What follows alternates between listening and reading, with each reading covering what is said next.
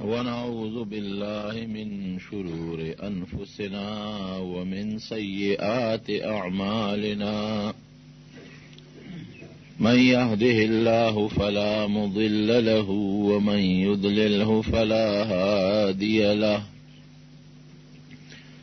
ونشهد أن لا إله إلا الله وحده لا شريك له ونشهد أن سيدنا وحبيبنا وشفيعنا وسندنا ورحمتنا ومولانا محمدا عبده ورسوله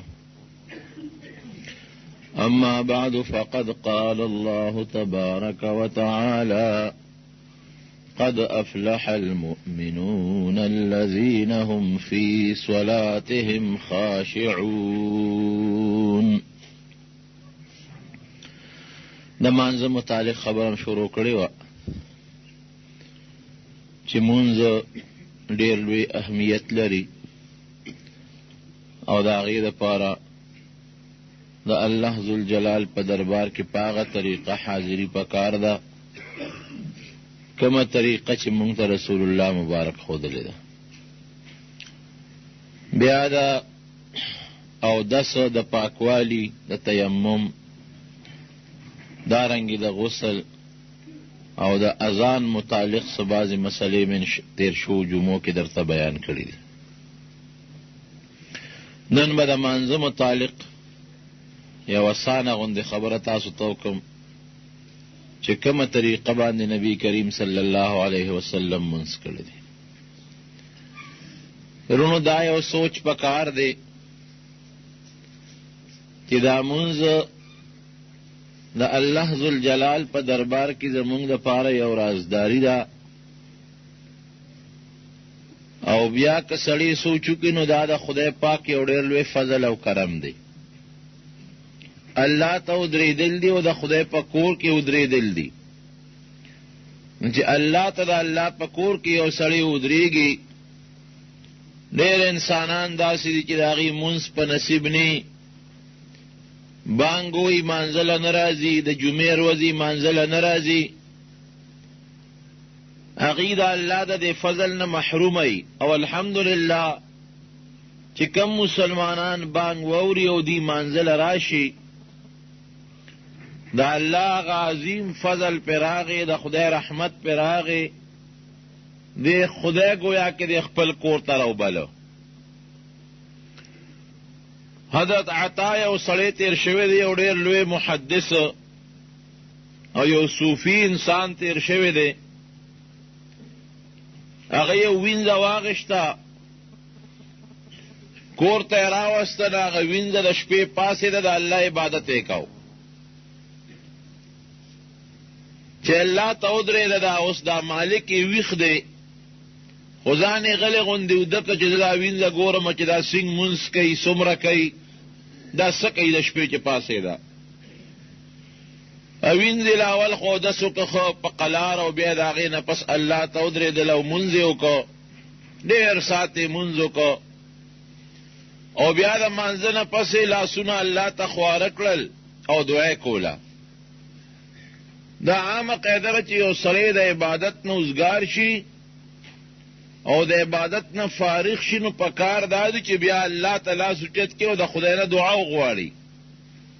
اذا فرغت فانصب چې کله ته د عبادت نه فارغ شي لغوندې ځان الله ذوالجلال ته په زاری کا ځان لغوندې خدای طرف ته متوجه کا او ځان باندې لږ تکلیف او کړاو نورم تیر کا او خدای ته مناجات او زاری او عجزي وکړه. نو دا وینځه چې الله ته لاسونه اوچت کړل نو اوس ورونو دعا هم د دعا په طریقه پکاري. لکه انسان نه یو سړی پیسې غواړي خیر غواړي نو بعض انسان راشي هغه په سخت الفاظو وایي سراکه نو څوک دې زموږ خپل کار کوه څوک راشي هغه وایي یاره د خدای په نوم یو روپۍ راکه چاړه مني ورکي که نه مني نه ورکوي او څوک راشي هغه خپل عاجزي بیان کړي ډېره زیاته اچانک غوښتنه کوي د هغه لږ غوندې صفت وکړي نو سړی خامخا ډېر نرم شي وله ورکي دارنګې د الله نه غوښتل هم دغسې طریقه باندې پکار دي. د خدای نه چې کله ته غوښتنه کې په داسې طریقه به د الله نه غوښتنه کې چې د خدای به لږ صفت وکې او خپل ځان به عاجزي ښکاره کې او د الله او د خپل ځان منځ کې او رابطه به هم جوړه کې. که سړی چا نه غوښتنه کوي نو ورته وایي ته زما رشته دار یې، یا ته مسلمان او زه مسلمان یم، یا خدای هم شریک دی قرآن هم شریک دی، نو هغه واسطه به خامخا پیش کې. نو دی وینځي چې کله مون نه فارغه شوه نو الله ته لاس اوچت کول، اول خو د خدای حمد او ثنا ووایي، د خدای تعریف او صفت یې وکړو او د هغې نه پس هغه واسطه چې پیش کوي یا الله ستا د هغه محبت په برکت باندې چې ستا ما سره خدای کومه مینه ده د هغې په برکت ده نه خدای زه دا سوال کوم چې د ما دا دعا قبوله کړه. اوس د دعاګانې کولې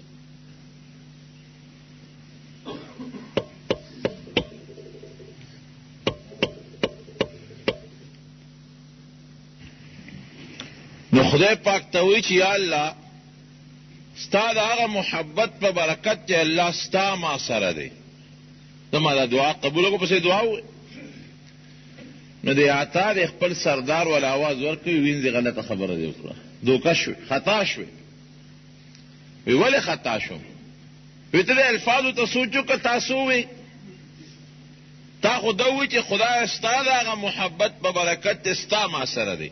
تا ته څه پته لګي چې تا سره د خدای مینه شته او که نشته؟ داسې ووایه چې خدای زما د هغې محبت د برکت نه چې د ما تا سره دی. اوس هر چا ته خپله مینه معلوم وي، د بل خو ورته نه معلومه. زما ستا سره مینه دا ما ته معلومه ده او ستا مینه ما ته هېڅ پته نه لګي چې ستا ما سره محبت او مینه شته او که نشته. وی غلط دی. وی تاله داسې پکار و چې یا الله د هغې مینې د برکت نه چې کم محبت او مینه د ما په زړه کې تا سره ده د هغې د برکته دا دعا قبول. داسې مه وایه چې خدای ستا د مینې د برکته. خو ستا به خدای سره مینې څه پته لګي د الله سره شته که نشته؟ او وینځه ورته وایي ما ټیک ویلي دي. وی څنګه ټیک ویلي دي؟ تا ته څه پته لګي چې د خدای تا سره مینه شته که نشته؟ وی که د الله ما سره مینه نه وې نو په دې نیمه شپه به یې ځان ته نه ودرولم، لکه ستا غوندې به یې د کټ کې زه موده کړی وم او بس خوبونه ومې کول. خو د خدای ما سره مینه ده نو د زړه کې راله د خپل محبت او د دې مونځ محبت اچولی دی. په دا نیمه شپه کې راته دا خوب بدي که د خوب نه راله نفرت پیدا که او ځان سره راله محبت پیدا که ځکه خو زه پاسېدم او دس مې وکړه په یا خوب و خدای ته ودرېدم. نو واقعي چې یو سړی منزله راغی که نه او دی خدای ته ودرېد دی پوه شي چې د الله ما سره محبت او مینه شته، ځکه خو یې دی کور ته راوستم او ځان ته یې ودرولم که نه. اوس باقي د الله کار دی او باقي ستا کار دی. په صحیح طریقه وله مونځ کوې که په غلطه طریقه وله مونځ کوې. یو بل سړی دی هغه یو مرۍ اخیستی و، مرۍ یې کور ته روان کړی دی او مرۍ یو سامان یې اخیستی و، د کور دپاره سامان یې واخیسته. یو مزدور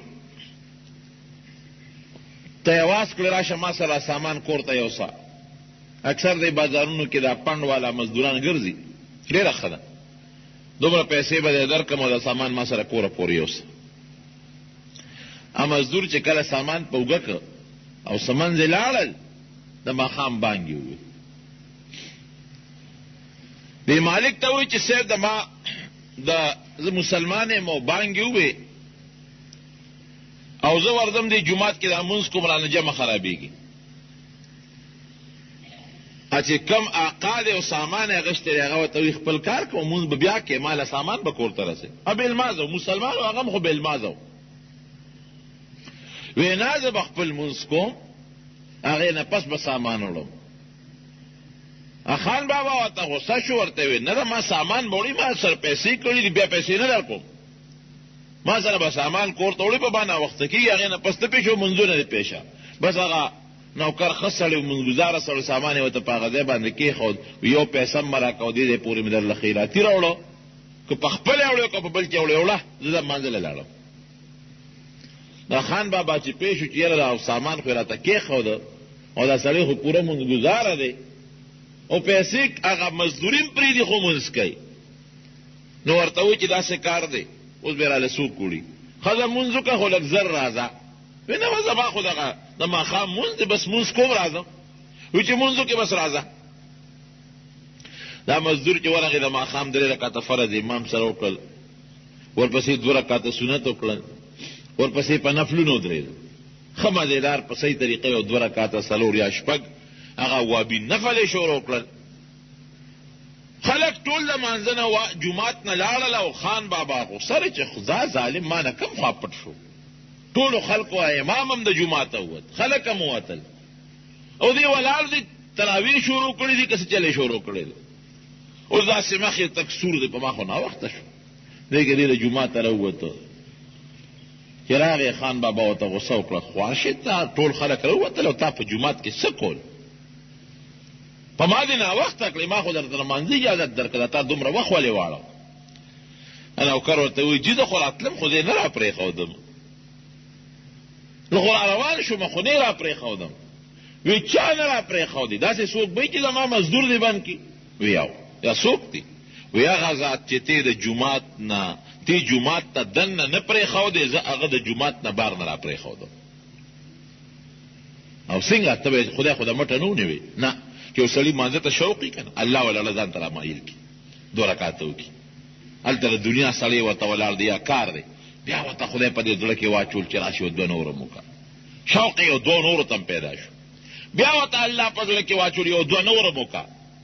نو شوق یو 2 نورو ته هم پیدا شو. نو چې تعالی الله د مانځه شوق په دې کې اچي 2 رکعته کې بیا شوق، بیا 2 رکعته کې بیا شوق، داسې شو لکه چې تا ځان الله ځان ته بلي او بل خوا دې نه پرېږدي. نو موږ الله ته ودرېدل دارونو د خدای فضل دی، د الله کرم دی، او دا به وی خامخا به وی چې د خدای لوی احسان وشو، د خدای لوی فضل وشو، دونه دنیا پاتې شوه او زما په زړه کې د مونځ محبت واچو او د دنیا کارونه او ارسه او بستره مې ګرمه پرېښوده او خدای تعالی منزل راغله. او دا زمونږ به څه مونځ وي؟ امام ابو حنیفه رحمت الله علیه به 2 رکعته مونځ کو چې د ماسخوتن مونځ به وکړو تر سبا پورې به ولاړو، صرف 2 رکعته مونځ. یو ځل به قرآن په 1 رکعت کې ختم کو، بل ځل به قرآن په 2 رکعت کې ختم کو. مونځ دې ته وایي. امام احمد ابن حنبل د شپې به عموما 300 رکعته نفل کول، وبکې د 300 رکعته. او زمونږ 6 رکعته تراویح دي. هغه مولا پسې ځو چې کوم مولا مونږ ته پته چې لکه کلاشنکوف غوندې یو ډر ته وباسي، چې کوم په اطمینان او په قلار تراویح کوي هغه پسې مونږ تراول هم نه ځو. هغه مولا پسې مونږ مونځ کوو چې زر اخلاص کړي. د سهار مونځ هغه مولا پسې کوو چې کم څونه زر مونځ کوي او ځان ته خلاصوي. عادت زمونږ خراب دی. 300 رکعته نفل دا به امام احمد ابن حنبل جناب د شپې کو، الله ته به ولاړو، خوند به ورکو د مانځه، د ماسخوتن په اودس به د سهار مونځونه کول. 40 کاله امام ابو حنیفه رحمت الله علیه دا درسته خبره ده. بعضې خلک په اعتراض کې غلطه کوي، بالکل ثبوت سره ثابته خبره ده چې امام صاحب رحمت الله علیه 40 کاله د ماسخوتن په اودس د سهار مونځ کړی دی. وبکې څوک یو ورځ دغه بزرګانو که مونته ده نو په دومره لویه مجاهده او په دومره لوی مشقت او په دومره لوی تکلیفونو باندې مونته ده. نو مونځ په اودس وکړې، وخت دې لږ غوندې هغه د دنیا وخت بل خوا که یخې اوبه باندې اودس وکړه او بیا د هغې نه پس جومات ته رالې. ګوره کار روزګار دې پرېښود، نو په کار دا دی چې مونځ په هغه طریقه وکړي چې کومه طریقه مونږ ته رسول الله مبارک ښودلې ده. ولې که په غلطه طریقه دې مونځ وکړه نو بجایره دی چې ثواب به دې وشي، دا مونځ به درته واپس به دې مخ راولي. او حدیث کې راځي نبی علیہ السلام فرمایي ډېر کله یو سړی مونځ وکړي، هغه مونځ د دې چې الله ته لاړ شي ورسېږي، الیه یصعد کلم الطیب، دا ښه عمل الله ته خیږي، والعمل الصالح يرفعه، دا خدای پاک ته پورته کېږي. نو چې الله ته لاړ شي نو خدای پاک خو پوه شي چې دا خو الله خو پې پوه دی، خبردار دی چې دا خو هغه مونځ چې روح پکې نشته، مړی دی مړی. وی دا واپس ته په دې مخ ورغورځوئ. او بلکې نبی کریم صلی الله علیه وسلم فرمایي وی د قیامت نه مخکې اخره زمانه کې داسې خلک به چې 80 کاله به الله ته منځونه وکړي یو منځ به هم قبول نه وي.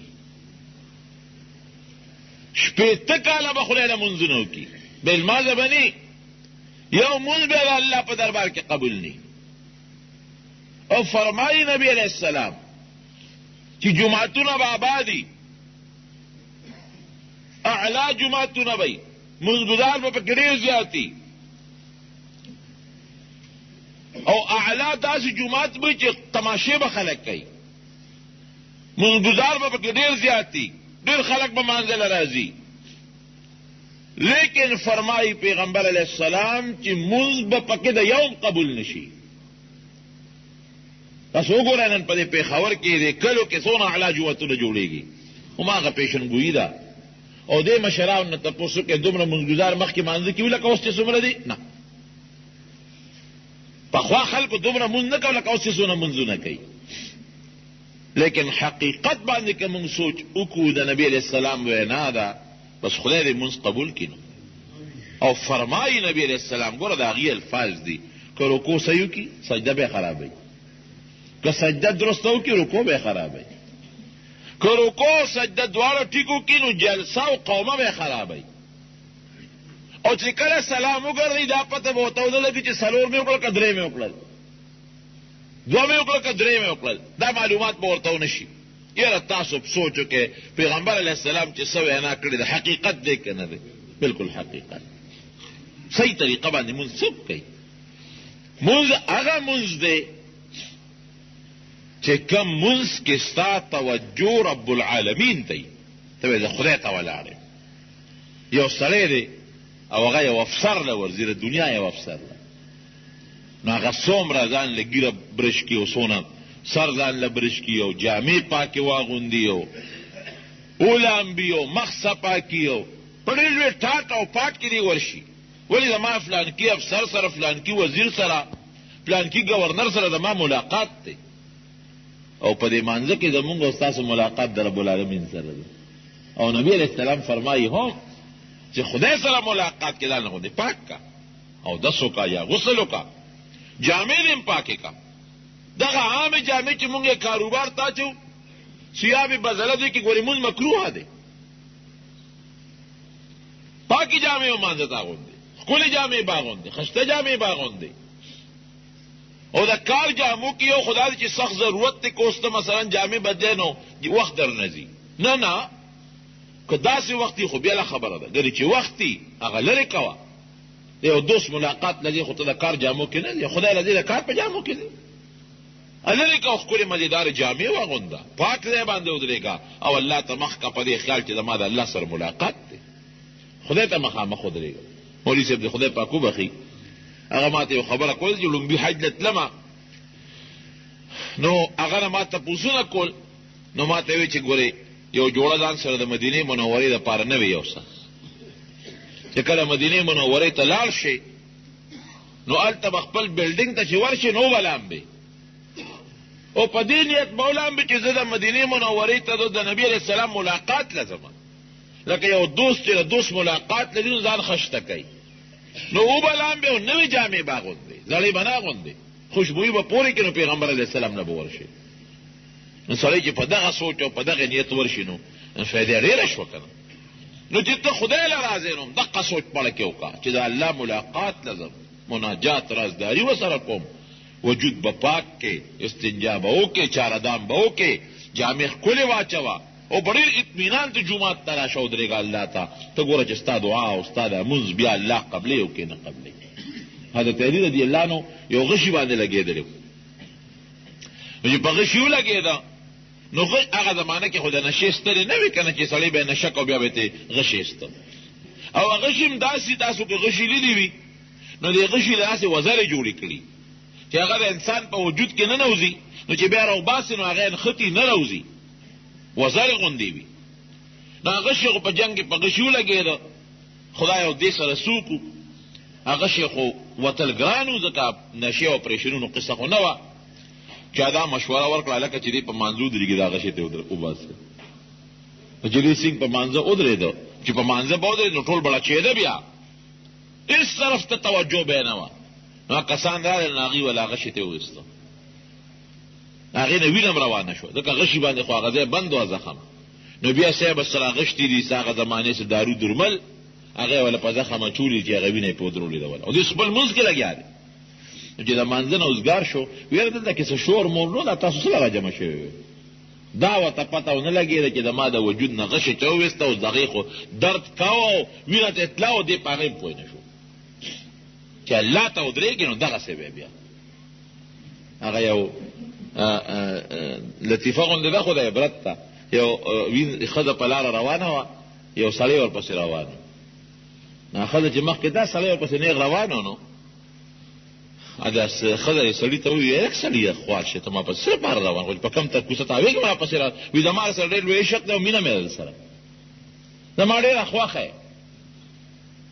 ښځه هوښیاره وه هغې ورته وي ولې دې خوښه یم وی ته ډېره ښکلې وی زما نه وروسته زما بله خور را روانه ده هغه زما نه زیاته ښشته ده چې ما سره مینه کوې زما نه وروسته زما بله خور ده په دې لاره هغه زما نه زیاته ښشته ده. نو د هغې پسې شاته وکتل نو اپې راغلی یو څلور پنځه څپې وړی اوس خدای بېخ وباسي که ما سره دې مینه ونه بل خوا به دې مخ نه اړه او چې بله ښکلې مې ته یاده کړه نو بیا یې زما نه توجه بل طرف ته واړوله. حقیقت باندې که سړی سوچ وکړي نو که زمونږ الله سره مینه وه نو مونږ به الله ته ودرېږو. ما الله ول شو الله له نه راځو خوب راته د خدای نه خوښ ښکاري مال د دنیا کسب او دولت راته د الله نه ښه ښکاري ولې اوس د خدای وخت دی نو خدای له به راتلو به م پرېښودل که او بیا په هغه طریقه به الله ته ودرېږو چې کومه طریقه د الله د شان سره مناسبه ده په ښه طریقه به الله ته ودرېږي خشوع خضوع سره مونځ به وکړي الله ته به متوجه شي خدای ته به ودرېږي ته بیا ګوره چې ستا دا مونځ قبلېږي که نه. اوس هسې قرآن کې الله وایي مخکې نه اعلان کوي دا رستنو خبر کې د منافقینو متعلقه اذا قاموا الى الصلاة قاموا كسالى يراؤون الناس ولا يذكرون الا قليلا چې مانځه ته ودرېږي نو داسې مانځه ته ولاړي سس پس پئ ستړی ستومانه وئ ګوره الله وایي د منافق مونځ یادوي اوس به مونږ وګورو چې زمونږ هغه څنګه دی مانځه ته ودرېږي قاموا كسالى سس پس اصل د دنیا کار چې کې یو غنټه دوه غنټې به ته لګې خو مونځ ته چې ودرې کله په یو طرف تاوې کله په بل طرف به تاوې کله به یو خپه اوچتې کله بله خپه به اوچتې او که امام صاحب لږ غوندې قرات اوږد که اوهو خدایه نو کله به دې سلام ګرځئ استاذ چېرته پکې تللی وې مونږ خو د نن مړه کړو دومره اوږد قرات سس پس پئ کله یو خو کله به سټ ګرئ او کله به اوږیره ګرئ او کله به یو ځای ګرئ کله او بل ځای ګرئ د پیغمبر علیه السلام مخکې یو سړي مونځ کو ګیره یې وګروله ورته یې د په مانځه کې خشوع نشته الله ته متوجه نه دی خپلې ګیرې ته خیال دی کله یو ځای ګره او یراؤون الناس خلقو ته به ځان ښیي مونځ دې لپاره کوي چې خلق وایي چې دې مونځ کوي لا یذکرون الله الا قلیلا لږ غوندې به خدای یادوي نور به الله ته توجه نه دغه چې ودرېږي خدای ستا د رضا لپاره مونځ کوم تاله یا الله اکبر وی پکې هم توجه شته او که توجه نشته خدای طرف ته لا یذکرون الله الا قلیل لغونې به خدای یادوي نور به الله ته توجه نه. او قرآن کې الله وی ان الصلاة تنهى عن الفحشاء والمنکر مونځ سړی د نارواو نه او د قبیح او د غلطو کارونو نه منې کوي مونږ کوم سړی مونځ د غلطو نه منې کوي دلته مونځ کوو هلته کې ورځو غلط کوو دلته مونځ کوو هلته ناروا کوو دلته مونځ کوو هلته ښځو ته ګورو دلته مونځ کوو هلته غلا کوو نو مونږ خو دې مونځ د نارواو نه او د غلطو نه منې نه کړو معلومېږي دا چې زمونږ دا مونځ نه دی که نه که مونځ زمونږ مونځ وي نو مونږ به د نارواو نه منې کړي مونږ به د غلطو نه منې کړي د فحش نه او د کنځلو او د ګناه نه به مونږ منې کړي قرآن خو دروغ نه وي قرآن خو رښتونی وایي رښتونی کتاب دی چې قرآن وایي چېرې مونځ سړی په صحیح طریقو کې دی به د ګناه او نارواو نه بچ کوي مونږ خو یې بچ نه کړو معلومېږي دا چې زمونږ مونځ دی نو مونځ چې کوې جناب په صحیح طریقه به وکړې د مانځه طریقه اوس واوره الله ته به ودرېږي د خدای ته کله ته مخامخ ودرېږې قبلې ته به مخ کې او الله اکبر نیت به لاول وکړې صورت یاد دي 2 رکعات نیت کوم د اخلاص 2 رکعته فرض د سحر نماز قطعی وسره وې. قطعی معنی یقیني، په دې حاضر وخت په دې حاضر امام پسې په دې زړه کې دی راوله، مخ مې د کعبې شریف په لور کو یا په طرف کو. الله اکبر. الله ته پوره ځان متوجه کې. ګوره یاد وساته، نیت کې یو سړی په خولې ونه وي پروا نشته، په زړه کې راوله بس. پھر 2 رکعته فرض کو او دا د سحر مونځ دی او د امام پسې ولاړ یم، الله ته ودرېږم، بس دا کافي دی. صرف چې ستا زړه کې دا تېره شوه. پیغمبر علیه السلام یو مونځ کې د خولې نیت نه دی ویلې، په زړه یې ویلي دي. اصل نیت د زړه دی. که ته په خولې لګې او ګردان وکړې او په زړه کې توجه نه، هېڅ فایده نه ورکوي. نو الله طرف ته د زړه ته متوجه شه. ماسپښین مونځ کې دا لکې راوله چې 4 رکعاته فرض د ماسپښین الله ته کومه، او دا مې امام د امام پسې ولاړ یم او دا زیر وخت دی، بس زړه کې راوله. کعبې شریفې ته مې مخ اصل زړه کې راوله، په خولې غوږ هم مه کوه. او یا کله کې وي او په خولې وي، خو ډېره ښه خبره ده. زمونږ ځکه خلکو ته وایو چې په خولې نیت وایې. زمونږ علما ځکه وایي چې زمونږ د خلکو خو هغسې دغه نشته. نو موږ ځکه وایو چې په زړه کې به یې په خولې به مو نه وایي، نو هېڅ به دې جوړه نه شي. زه پرې په خولې خو به نیت وایي که نه. نو زړه کې دا مانځه دغه را حاضر کو، په خولې هم ووایه، ډېره بهتره به شي. چې نیت یې وکړه نو الله ته مخامخ به ودرېږي، نو الله اکبر به ووایې. الله اکبر، الله ډېر لوی دی. څونه ښکلې معنی لري. او لاسونه به اوچت کې تر غوږونو پورې په داسې طریقه باندې چې دا کټه ګوته ده مټه چې تاسو ورته وایې، دا د غوږ دی پوسکۍ ته برابر شي. یو جنګ ورسره، او یا که لرې وي خو چې د غوږ پوسکۍ ته ستا دا مټۍ ګوته برابر شي. د نبي کریم صلی الله علیه وسلم د مانځه متعلق راځي فرمایي چې نبي علیه السلام به ګوتې اوچتې کړې، نو دا دې غټه ګوته به د غوږ د پوسکۍ ته برابر وه، او دا 4 ګوتې چې دا کومې اوږدې دي دا به د غوږ د سرونو ته مخامخ وي، او د لاس دا چې کوم مړوند دا به اوږې ته مخامخ و. نو یا دې غوږ پورې ګوتې وجنګوه که نه جنګې، خیر دی که لرې هم پروا نشته، خو چې پوسکۍ ته ستا دا مټۍ ګوته برابري. او لاسونه به ګورې قبلې ته مخامخ کړي. ډېر خلک چې مونځ کوي داسې ودرېږي، بلکې بعضې خلک پکې داسې کړي، دا تلې دې مخ ته را مخامخ کړي. نه، دا به نه کوي، قبلې ته او بلکل لاس مخامخ کړي. د پیغمبر علیه السلام طریقه خو همدغه داسې به نه کوي. بعضې خلک غوږونه ونیسي لکه څنګه چې په مانځه کې سړی غوږ نیسي. او یا ډېر خلک دغه خو ډېر خلک کوي چې د لاس د تلي دې مخ ته را مخامخ کړي. نه، تلي به بلکل قبلې ته مخامخ کړي. دا ورغوي چې دی. او حکمت پکې څه دی په دې لاس پورته کولو کې؟ دې کې دې ته اشاره ده چې خدای د ټولې دنیا نه ګورې زه ویزار یم، یو خطاب ته متوجه ولاړ یم. لکه یو سړی چاته ودرېږي او هر څه پرېږدي، نو د هر لاسونه هسې کړي چې خدای هر څه مې شاته بس وغورځول، لاس مې اوچت کړل، د هر څه نه تبریه کوم، بس دې وخت کې زه یو تا ته الله ولاړ یم. او د توبې یو شکل هم دی دا، لکه پښتو کې چې پښتانه چې توبه وباسي نو غوږ له ګوتې یوسي، نو دغه رنګې دا هم تا دې غوږونو له ګوتې یوړه، یو خو د توبه وویسته د ګناه نه، بل د خدای لویۍ ته اشارت شو، بل دا غوږ لاس وړل د دنیا د هر څه نه ځان پاکوالی شو، هر څه شاته غورځول شو. دا لاس به اوچت کې الله اکبر به ووایې، د خدای د لویوالي الله ډېر لوی دی. بیا به لاسونه راواخلې او په دې نامه د پاسه بیا وتړئ. خو په نامه د پاسه تړلو مستحبه طریقه رونو دا ده چې دا مټۍ ګوته د ګس لاسه دا په دې نوم د پاسه راولي، د ګس لاسه مټۍ ګوته، او دا باقي لاس به د نوم نه لاندې کوي.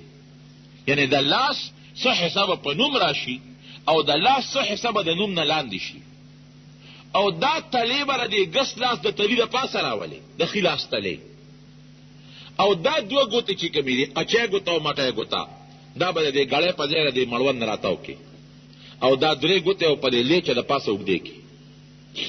لکه یو حدیث کې راځي چې نبي علیه السلام په نامه لاس تړه، بل صحابي وایي د نامه نه به لاس لاندې و. نو موږ وایو چې بس نیم لاس په نامه کې د نیم لاندې که دواړه خبرې جوړې شوې. او بل حدیث کې راځي چې پیغمبر صاحب به دا ورغوي د پاسه، تلي د پاسه، او داسې حلقه به یې جوړه کړې وه، دا یو ګوته دا دواړه ګوتې ترې راته وکړه، او حدیث کې راځي چې د نبی علیہ السلام دا ګوتې به په دې سنګل د پاسه خورې وي. ګوره په ټولو باندې عمل راغی. نو په داسې طریقه به کې باندې څوک په خېټه لاسونه کېږي، څوک لاسونه په دلته ونیسي. نه، ګوره هغه طریقه باندې مونځ وکړه چې کومه طریقه مونږ ته نبی کریم صلی الله علیه وسلم ښودلې ده، نو کار به جوړ شي. نو بېځایه طریقه باندې چې زمونږ بعضې خلک وایي که نه دې بانډو کې د جمعې مونځ زمونږ د امام صاحب په مذهب نه کېږي. نو ما یو سړی مولانا اشرف علي تانوي رحمت الله علیه لیکلي و، ما هغه واقعه ورته بیان کړه. مولانا اشرف علي صاحب لیکلي دي چې وایي ما نه یو سړي تپوس وکړې مولانا اشرف علي صاحب وایي چېرې بانډه کې د امام صاحب په مذهب د جمعې مونځ کېږي؟ وایي ما ورته وایي چې نه. نو هغه ما ته وایي روان شو زیاره د نه کولو نه خو کول ښه دي که نه مونږ بیا پکې کوو.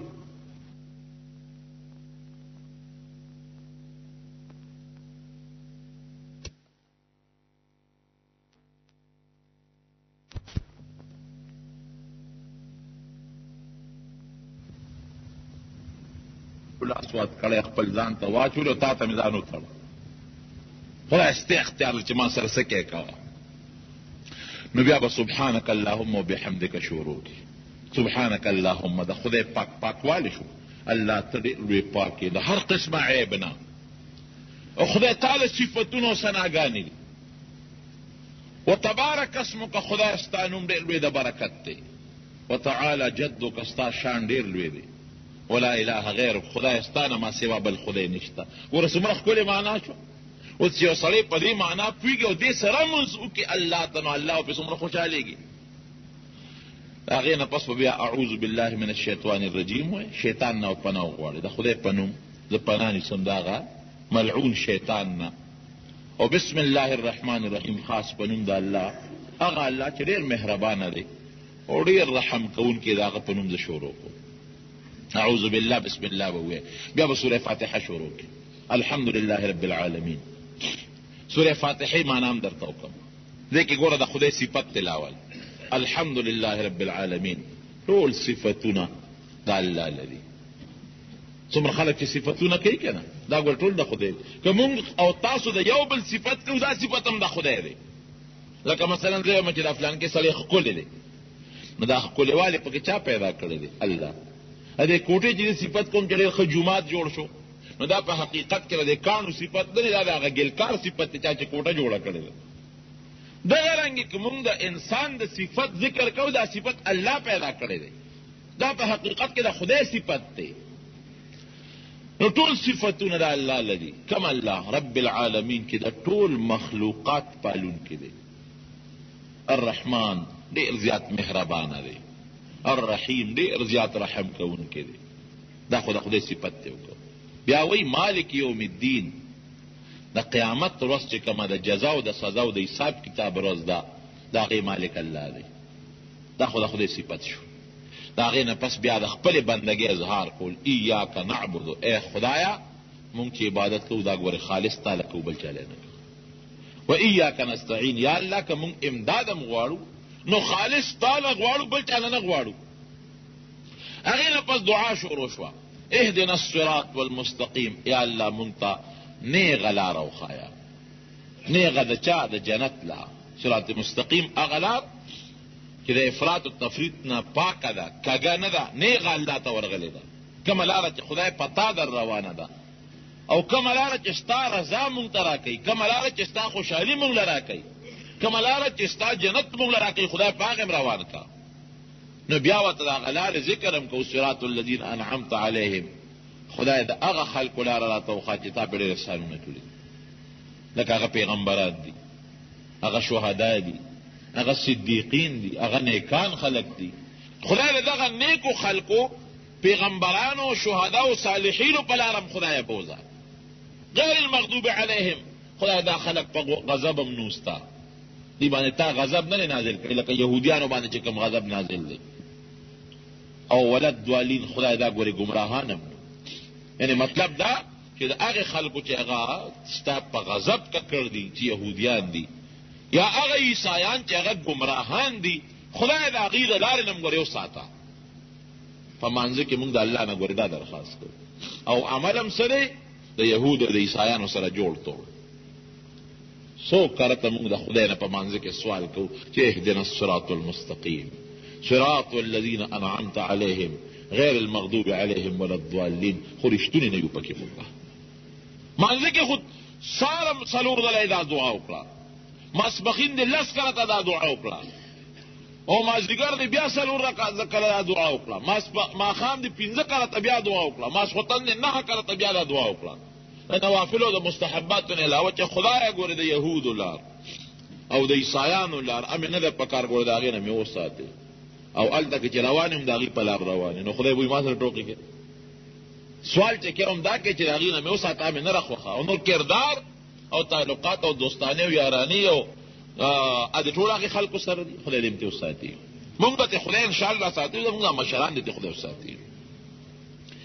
دا تا دعا وکړو نو بیا به آمین خدای زما را دعا قبوله کړه نو د هغې نه پس به صورت ووایي نمونځ هر یو صورت کې دی یا که مثلا یو سړی صورت به تا پوره یاد نی نو درې آیتونو والا لنډي لکه دومره آیتونه به ووایي چې هغه د انا اعطیناک الکوثر صورت برابري یو اوږد آیت دی لکه آیت الکرسی ده مثلا یا نور اوږده آیتونه قرآن کې شته یا دو آیتونه خو چې په مقدار کې دا انا اعطیناک الکوثر و صورت نه لنډ نی دا به ووایي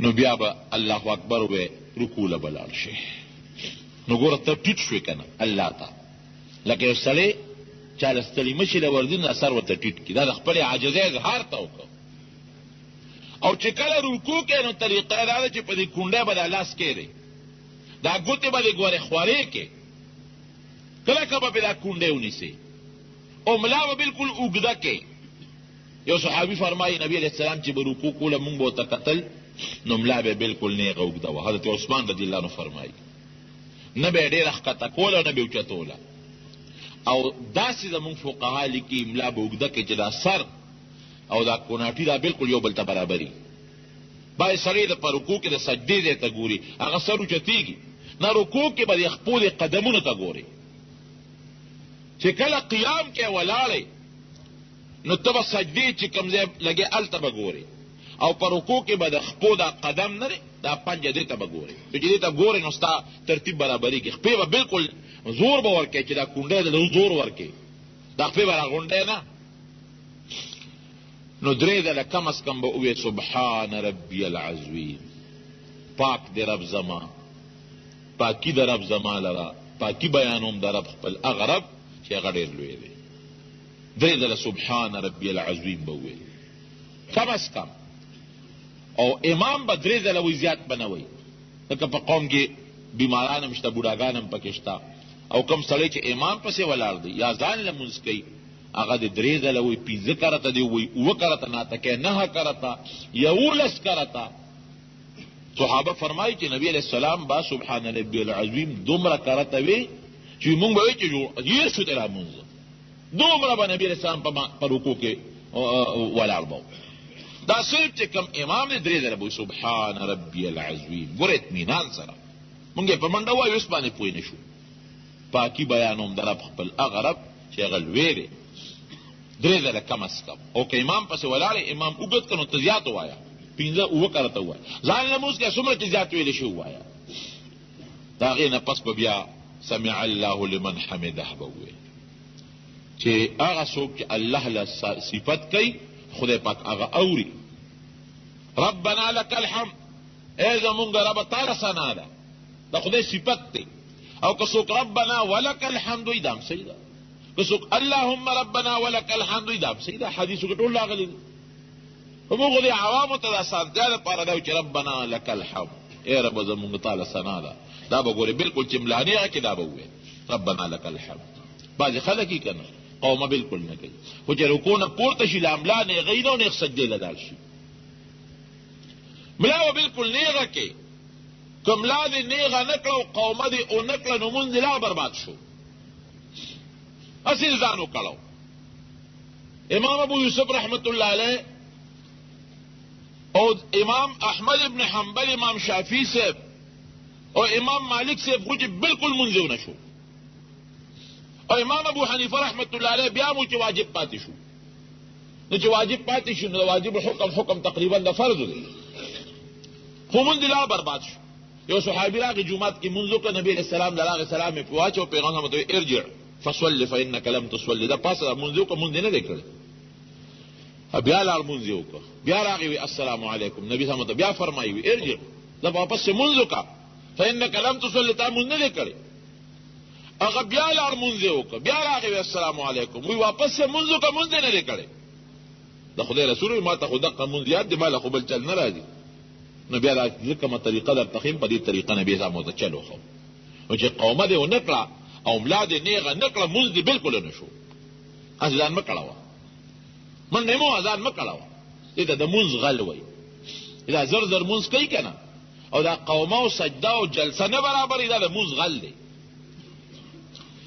نو خو برابر ملا نیغه کا د یو تسبیح په اندازه خو به خامخا ملا نیغه دومره به نیغه چې ملا نیغه کې او د هغې نه پس وی ربنا لک الحمد بس او که د دې نه زیات هم پکې ودرېږي نو ودرېږه نبي علیه السلام به کله کله پکې داسې وی ربنا لک الحمد اللهم ربنا لك الحمد حمدا كثيرا طيبا مباركا فيه مباركا عليه ملء السماوات والارض وملء ما شئت من شيء بعد دونه د دعای په ټول است دا غینه پس به الله اکبر نو لار به سجدي له خدای موږ د فقها لیکي دا الله اکبر چې وینو په داسې طریقه باندې وایا چې کله سجدي له دینو الف الله نشورو کا او چې سجدي تندیر یو رسونو پری باندې ختم کا خو خیر کدا سي دي نکړه نو څه پروا نشته سجدي له بلال شي نو سجده به مضبوطه مزیدار ولګي دا خېټه بر دې ورونو نه لري کې لاسونه سنگلې دا بر دې خېټه نه غاړو نه لري کې چې بالکل ستا سنگلې دې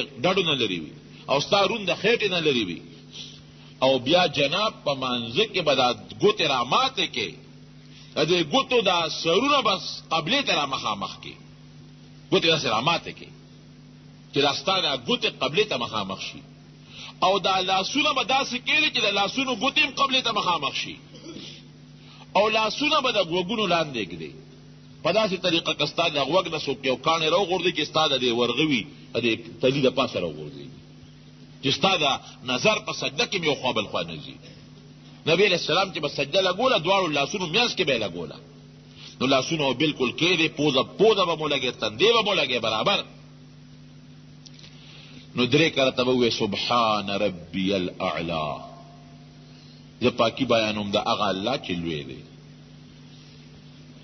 او بیا سبحان ربي الاعلی سبحان ربي الاعلی کم از کم درې کرته امام به درې کرته وایي زیات به نه وایي چې قوم تنګ نشي او ځان لمونځ کوونکي چې څومره وایي خو ناټکی به وایي یا امام پسې څوک ولاړ دی او امام اوږده کوي دی به مس پسې زیات وایي زیات دی وایي مستحب دی خو ما وایي چې سجده به لږه فراخه لګې نو بیا به وایي الله اکبر کې به جلسه به وکړي جلسې دپاره به ګس خپله ماته کې لکه مونږ چې څنګه ماتو په هغې به کښېنې او خیخ به بیا هم هغسې ودرې چې ستا د ګوتو دا سرونه دا قبلې ته مخامخي نو بیا به کښېنې لږ غوندې به دغه ځای هم کښېنې د دواړو سجدو په منځ جلسه ورته وایي بعضې خلک یې که نه سر لږ غوندې روچت کړي بیا زر ښکته کړي یاره ګورې که صحیح مونځ او د غلط مونځ په منځ کې تاسو اندازه ولګوړل یا د 1 منټ یا د 2 منټو فرق وي لږ غوندې سر روچت کړي مونځ یې ونه شو د ازلان برباد کړ بالکل به ملا روچته کړي چې د ملا نیغه کې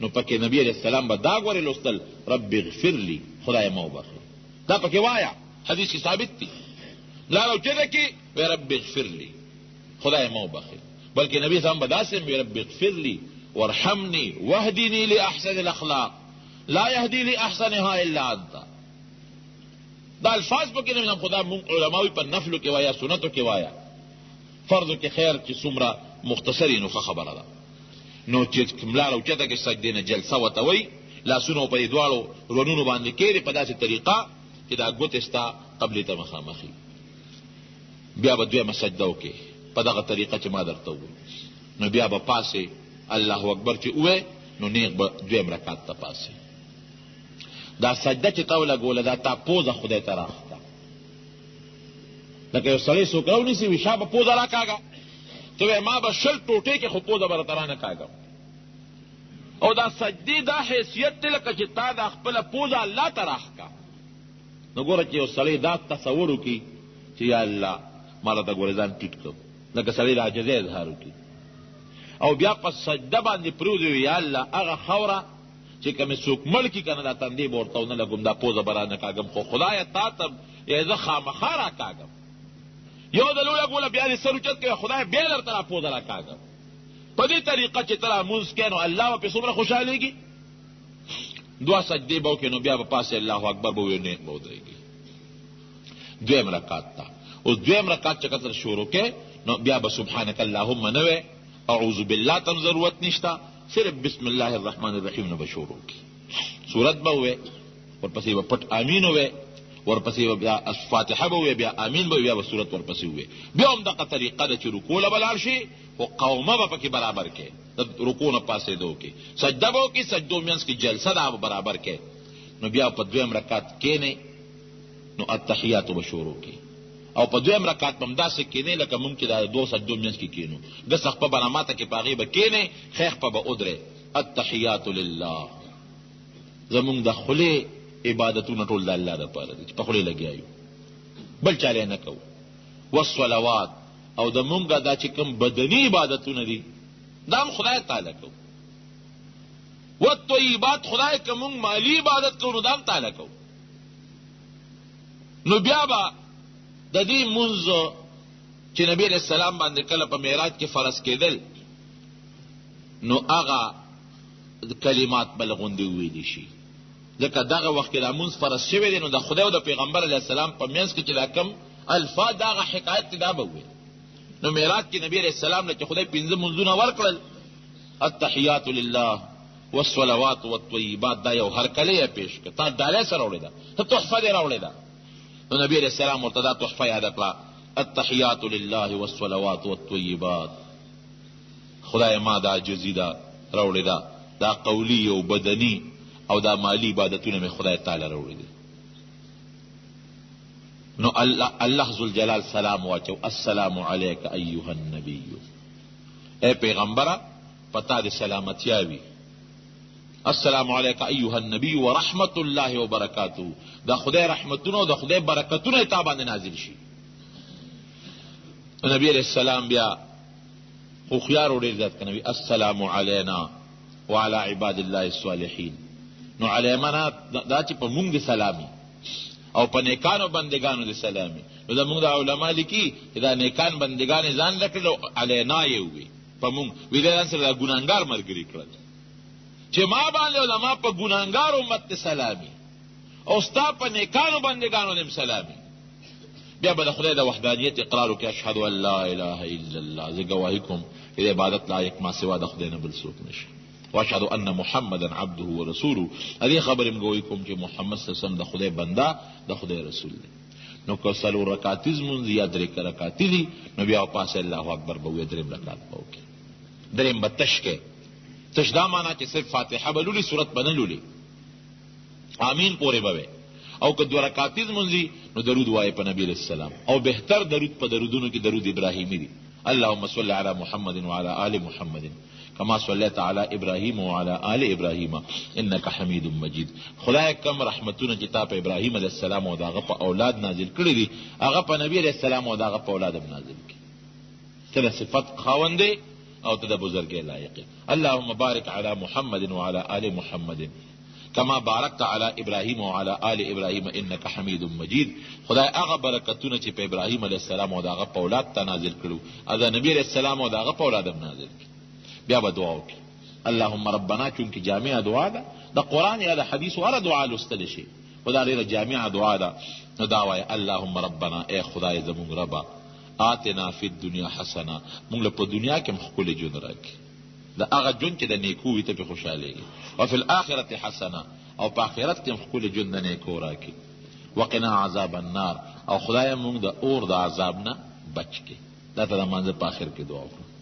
بیا به السلام علیکم ورحمت الله، نو ښي طرف ته به مخ راواړی په داسې طریقه چې د سلام وخت کې د ښې اوږې ته دې ګورې، ښې اوږې ته، او بیا السلام علیکم ورحمت الله نو په دې دویم سلام کې ګوتې اوږې ته ګورې. ښه، اوس چې رکوع لځې نو ته به دې خپو ته ګورې، او په سجده کې به دې پوزې چې کوم دی وي دقه ځای ته به ګورې، نظر به دې بل خوا نه دی. او چې کله په قاعده ناست دی نو دې خپل غیږ ته به ګورې، الله ته متوجه دا ستا مونځ دی. د مانځه نه پس السلام علیکم ورحمت الله سره د مانځه نه ووته. دا خو د مونځ هغه طریقه وه چې نبی کریم صلی الله علیه وسلم دغه صحابي ته وښوله. خو لنډه خبره دا درونو چې په مانځه کې ما درته ووي الله ته متوجه ودرېدل پکار دی. دا تصور قایمول پکار دی چې دا زما او د خدای منځ کې ملاقات دی، زما او د خدای په منځ کې دا یو ربط دی، یو نسبت دی، او خدای ته پوره متوجه کېدل پکار دی. د دې وجې نه رونو دا مونځ زمونږ د مسلمانانو د اتفاق یو لویه نښه ده. ټول مسلمانان ګوره خدای خو هر طرف ته دی، اینما تولوا فثم وجه الله، که قبلې ته مخکې او که دې خوا مخکې، هر طرف ته د خدای رحمتونه الله متوجه دی تا ته. لیکن ټول خلک به قبلې ته ولې مخ کوي؟ چې د ټولو مسلمانانو یو وحدتي، یو اتفاقي، یو اتحادي. یو بله خبره درته کوم هغه لږ واورئ. بل دا عذر چې دي لکه باد شو، باران شو، یاره دشمن یره شوه، بعضې سړي دشمن یره یاسي، نو په کور به مونځ نه کوي، جومات ته مانځله به راځي. پیغمبر علیه السلام فرمایي لا صلاة لجار المسجد الا فی المسجد. کم سړی چې هغه د جومات ګاونډي دی، جومات ته راتلی شي او بیا هم د جومات ته مانځله نه راځي او کور مونځ کوي، ورې مونځ یې ونه شو، دی به خامخا جومات ته راځي. او بل حدیث کې راځي چې کم سړی 20 مونځونه ځان له وکړي، یو مونځ د جمع وکړي، دا برابر دی. او یو بل حدیث کې راځي پیغمبر علیه السلام فرمایي ویړه مې کېږي چې یو صحابي مخکې کوم مانځه ته او اقامت والا ته چې اقامت شروع کا او ځان سره یو څو ماشومان الکان واخلم او په دې کورونو وګورم چې کوم خلک جمع له نه راغلي چې دا کورونه پې وسوځوم. نو جمع له راتلل، دا جمع زمونږ امام ابو حنیفه رحمة الله دوه قوله دي، یو کې سنت مؤکد ده مشهور ده، خو بل قول کې ګوره د واجباتو نه حسابوي. بل جمع کې چې ودرېږي یو بل سره متصل به ودرېږي، یو بل سره بعضې خلک یو بل نه لرې لرې ودرېږي، دا ګورې ګناه ده. پیغمبر علیه السلام باقاعده اواز کو اتموا صفوفکم، صفونه برابر کې، سووا صفوفکم، صفونه نیخ کې، او حاذوا بین الاعناق، دا سټونه یو بل سره برابر کې، او دا اوږې یو بل سره وجنګوي، او دا منځ کې چې دا کم خالی دی دا ډک کې. او دا بیا فرمایل یو څو څپېړه دی بس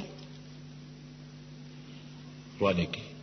او دا بیا فرمایل نبی علیه السلام چې مخکې صفونه پوره کې، بیا دویم، بیا دریم، بیا چې څه کموالی هغه په آخري صفونو کې پرېږدی. نو کوشش پکار دی چې مخکې صفونه دا برابري او صفونه نیغول پکاري. بلکې یو حدیث کې راځي نبی علیه السلام او فرمایل وی صفونه نیغ کې، ګورې که صفونه نیغ نه کړل نو الله به ستاسو مخونه کاږه کړي، که صفونه نیغ نه کړل بل حدیث ستاسو په زړونو کې به خدای یو بل سره دشمني پیدا کړي. نو دې وجې نه صفونه نیغول پکار دی، یو بل ته کتل پکار دی، او جخت به ودرېږي، یو بل نه لرې به نه ودرېږي. او ماشومان رستو کول پکاري، ماشوم صف کې مخکې ودرول دا نی پکار، ماشومانو له پکاري چې هغه رستو ودرېږي. دا خو مختصر غوندې د مانځه متعلق بیان مې درته وکړه په دې خیال چې دا مونځ زموږ یو اهم عبادت دی، او دا په داسې طریقو شي چې د قبولیت درجې ته ورسېږي. که یو بنده یو جومات کې اودس وکړي او خپې یې پاتې شي، بل جومات ته لاړ شي، نو دی به څه کوي؟ نو ګوره که یو انسان اودس وکړي او یو اندام ته یېر شو، لکه مثلا د سر مسه ته یېره شو، یا خپې ته یېرې شو، یا لاسونه ته یېر شو، نو که د دا باقي اندامونه اوچ شوي وي نو بیا به دوباره اودس کوي. او که باقي اندامونه لا اوچ نی او لامده وي نو هغه اندام چې ته یېر دی هغه دوباره ووینځي نو کار کېږي. لکه اودس یې وکړو او خپې ته اوچې پاتې شوې، چې وروسته جومات ته لاړ ویې کتل خپې اوچې دي خو مانه خپې یېرې شوې، نو ودې ګوري که دا مخ او لاسونه لامده دي، لا اوچ شوي نه دي، نو ور دي چې صرف خپې دي وینځي بس ټیک ده. او که نه دا نور اندامونه اوچ شوي دي بیا به سرینه او پوره اودس کوي. او یو سړي صدقه فطر نه دی ورکړی، بلکل اوس هم ورکولی شي، خو هغه ثواب یې نه کېږي کم ثواب چې هغه وخت کې و. دا راته ما مخکې ویلو.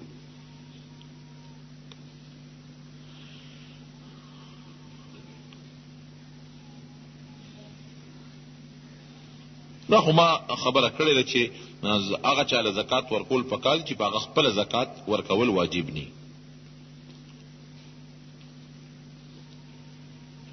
او یو سړی سرکاري ملازم دی، لاهور کې ملازمت کوي، د حکومت سره روجه نیولې ده.